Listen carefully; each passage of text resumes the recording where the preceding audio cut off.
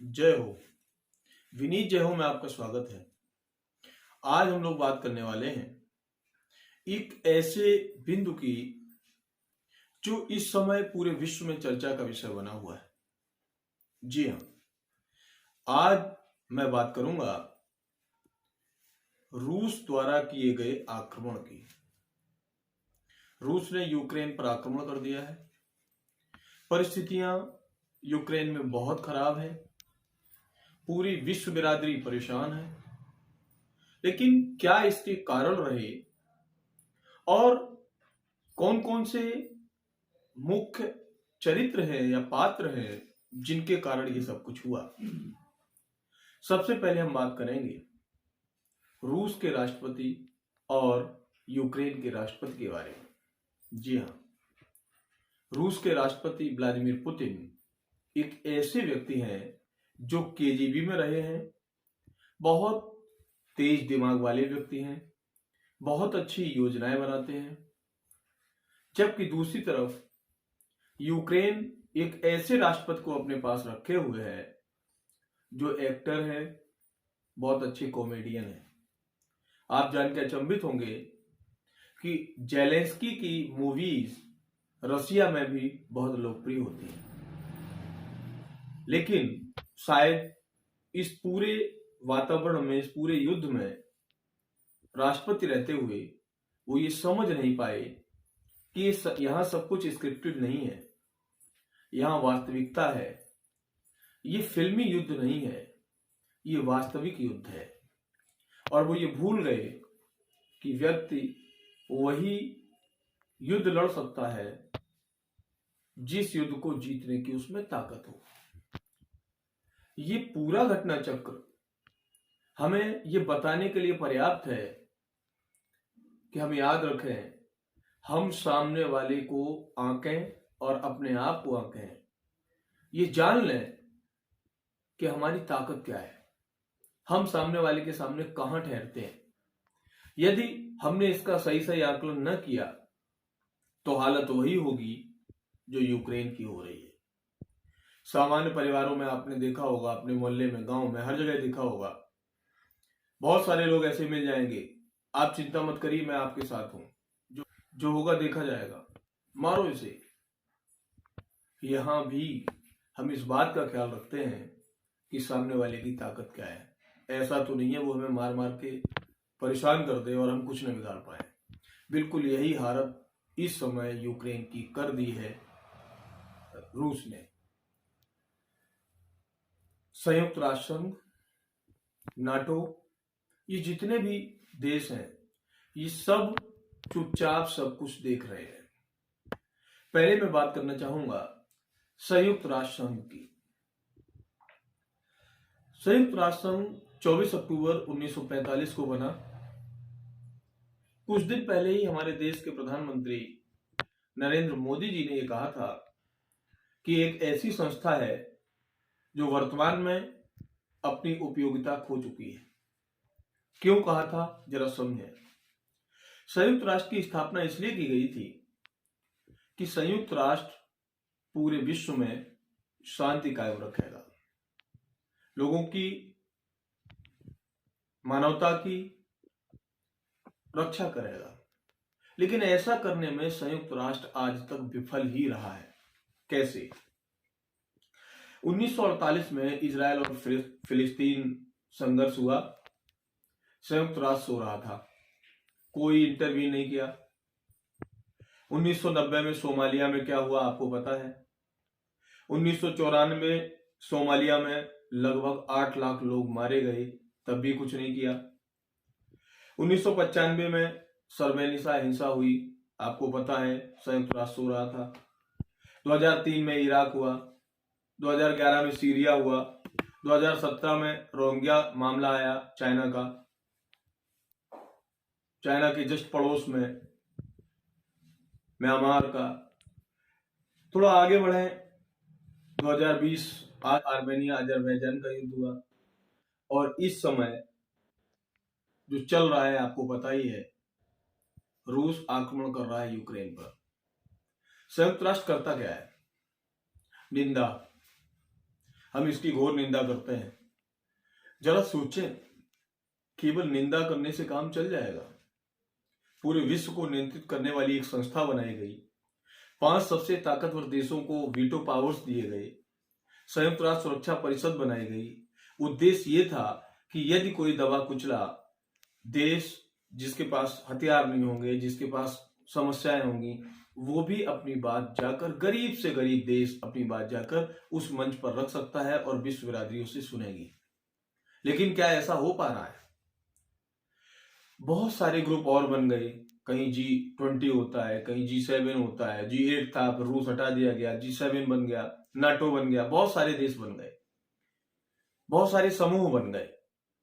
इसके बावजूद संयुक्त राष्ट्र संघ एक ऐसी संस्था अब तक बनी हुई है जिसने कहीं इंटरवीन नहीं किया, कुछ ऐसा नहीं किया जिसके कारण यह कहा जाए कि कोई भी देश संयुक्त राष्ट्र की बात को मानने के लिए बाध्य हुआ हो।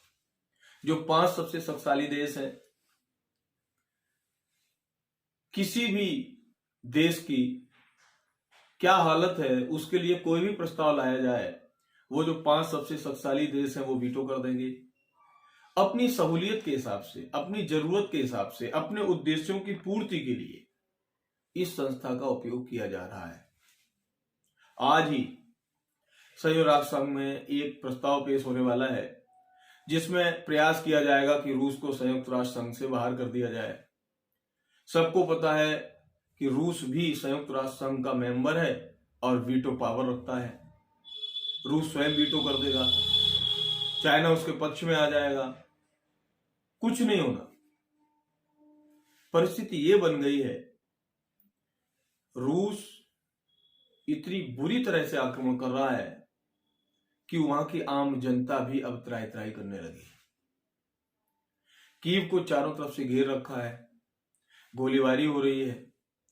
कीव के सैनिक तक पिछले 2 दिन से इंतजार कर रहे थे कि हमारे पास बाहर से सेना आएगी, हमारा सपोर्ट करेगी, हम तब लड़ेंगे।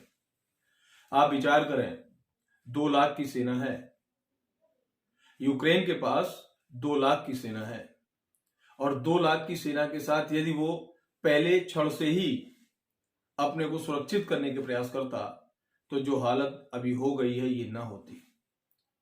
राजधानी है कीव, उसे चारों तरफ से घेर लिया गया है, बमबारी हो रही है, मिसाइल्स अटैक हो रहे हैं।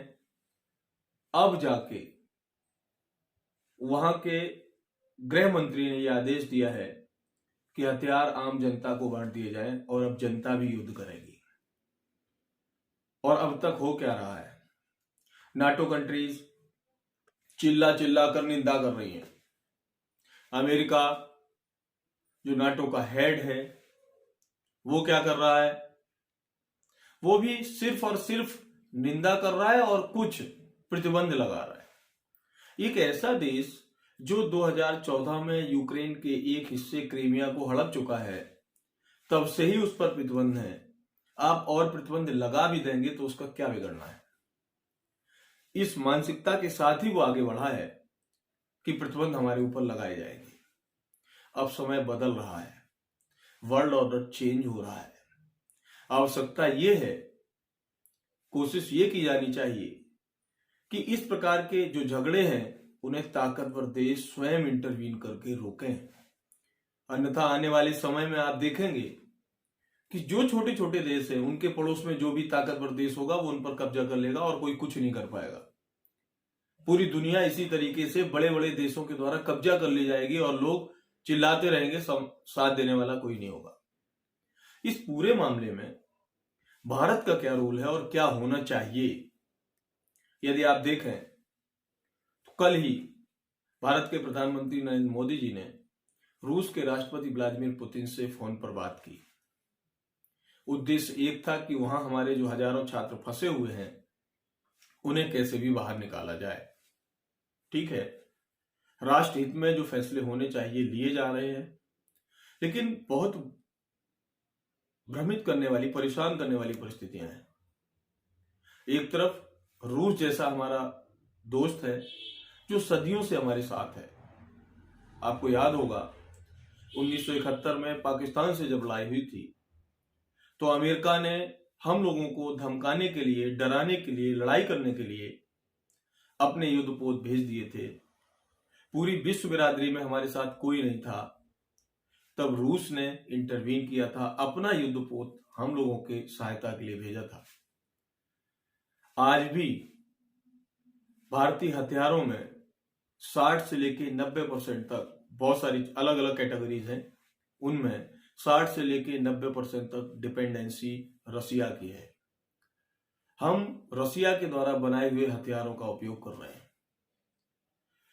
अमेरिका से हमारी नई नई दोस्ती हुई है, वो भी हमारा स्ट्रेटेजिक पार्टनर बना है, उन्होंने भी हमें हथियार देने शुरू किए हैं। इस परिस्थिति को निपटा लिया जाएगा, बैलेंस कर लिया जाएगा, न्यूट्रल रह के काम कर लिया जाएगा, लेकिन कब तक? वक्त आ गया है।